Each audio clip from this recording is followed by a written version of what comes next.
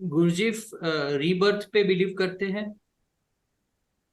UGF में rebirth का है। वो लोग ऐसे बिलीव करते हैं कि 9 लाइफ्स होती है, और जिस लाइफ में आपको ये सब नॉलेज मिलता है वो आपकी 8th लाइफ होती है। और फिर 9th लाइफ में आपको साल्वेशन मिलता है, यानी पूर्ण मुक्ति मिलती है। मतलब,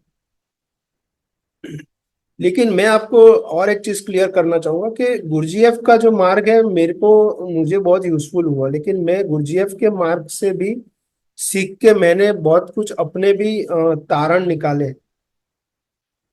राइट। गुरजीएफ ने हायर वर्ल्ड्स की बात की है कि अभी हम वर्ल्ड 48 में है, अर्थ अर्थ पे है। अभी हमारा जितना प्योरिटी हो जाएगा उतने हम हायर वर्ल्ड्स में डेवलप होंगे, हायर वर्ल्ड में जन्म लेंगे। राइट। जैसे सन के ऊपर वर्ल्ड है, एक, आपने सुना होगा, नाम सुना होगा, सीरियस, SIRIUS। तो सीरियस करके जो स्टार है उसके आजू बाजू सारे यूनिवर्स के सारे सन उसके आजू बाजू घूमते हैं। राइट। तो सन के आगे भी जो दुनिया है वहां पे हमारा जन्म हुआ, एज पर गुरजीएफ। और एज पर अगर जैन शास्त्र की बात करें, तीर्थंकर ने भी ऐसा बोला है कि पृथ्वी से आपका अगला जन्म, अगर पृथ्वी पे आपके सारे कर्म डिजोल्व हो गए, सारे कर्म खत्म हो गए, तो आपका नेक्स्ट बर्थ वो हायर प्लेन पे होगा।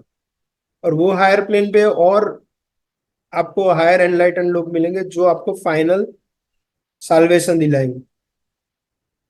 तो शब्द का ही बदलाव है। मतलब गुरुजी अब हायर वर्ल्ड की बात करते हैं और कई शास्त्रों में वो हायर वर्ल्ड के नाम भी दिए हुए हैं। राइट। जैसे वैकुंठ है, या जैनिज्म में महाविदेश क्षेत्र है, तो हायर वर्ल्ड्स के नाम भी दिए हुए हैं। और गुरुजीएफ ने सिर्फ हायर वर्ल्ड नाम यूज किया। मतलब सारे शास्त्र अपना जो सिग्नल करते हैं वो एक ही है। मतलब अर्थ के बाद भी हमारे हायर वर्ल्ड्स, हायर जन्म बाकी है, और वो वहां पे जन्म लेके बाद में हमको पूर्ण मुक्ति मिलेगी। बट ये कब तक मतलब चलता रहेगा, और ये मुक्ति का मीनिंग क्या होता है फिर? कि हम्म। एट द एंड को एक आपको रीबर्थ नहीं होना है, दैट इज द मुक्ति? हाँ, मतलब अगर मेरा खुद का इसमें जो मेरा जो दर्शन है, अगर उसकी मैं बात करूं, तो जब आप मटेरियल वर्ल्ड्स का जो कोई इफेक्ट नहीं होता है आपके ऊपर, सपोज कल उठ के मुझे 10 लाख का लॉस हो गया। राइट। और वो लॉस में भी मैं हंस रहा हूँ, मतलब लॉस में भी मैं मुस्कुरा रहा हूँ। राइट। उसमें मैं आपको ओशो की स्टोरी बताऊंगा। ओशो जो रजनीशपुरम से यहाँ इंडिया आ गए थे, तो ओशो के बहुत सारे सन्यासी ने बोला कि रजनीश जी कितना अच्छा था वहां पे, तो ये था वो था। राइट। तो रजनीश जी बोले कि भाई आप लोग के माइंड में अभी घूम रहा है, मैं तो कब का छोड़ दिया हूँ। राइट। मतलब इतने बड़े लॉस की भी आपको कोई उसका कोई इफेक्ट नहीं हो रहा है। दैट मीन्स यहाँ का जो मैटर है वो आपको अट्रैक्ट नहीं कर रहा है।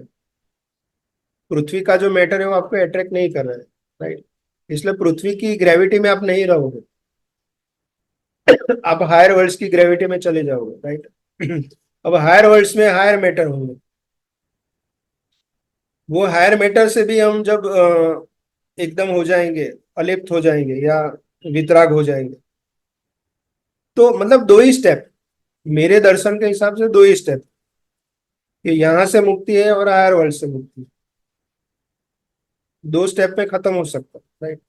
लेकिन हम एज ए ह्यूमन बीइंग हम क्या करते हैं कि भाई मुझे ये कार तो लानी है, कैसे भी करके ये कार लानी है। वो कार या वो बंगलो खरीदने के लिए हम इतने सारे क्राइम कर देते हैं कि वो क्राइम का हिसाब चुकाने के लिए फिर से यहाँ पे बर्थ होता है, मनुष्य योनि में होता है, या जानवर में भी जा सकते हैं, या नर्क में भी जा सकते हैं। राइट। वो क्राइम का हिसाब चुकाने के, अब हिसाब चुकाते चुकाते अगर एनलाइटन व्यक्ति मिला तो ठीक है, नहीं तो फिर से हमको पता नहीं होगा यूनिवर्सल लॉस के बारे में, भूलते रहते हैं, याद हमारी चली जाती है।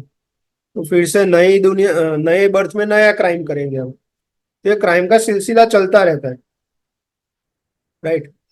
तो जब जब हम ये लॉज हमको पता चल जाएंगे भाई, यहाँ पे सपोज ये रोड है तो रोड को में मुझे जिब्रा क्रॉसिंग पे ही चलना है, वो कंट्री के लॉज है, लेकिन यूनिवर्स के भी लॉज है ऐसे कि ये चीज का मुझे उल्लंघन नहीं करना चाहिए, चोरी झूठ ये सब उल्लंघन नहीं करना चाहिए।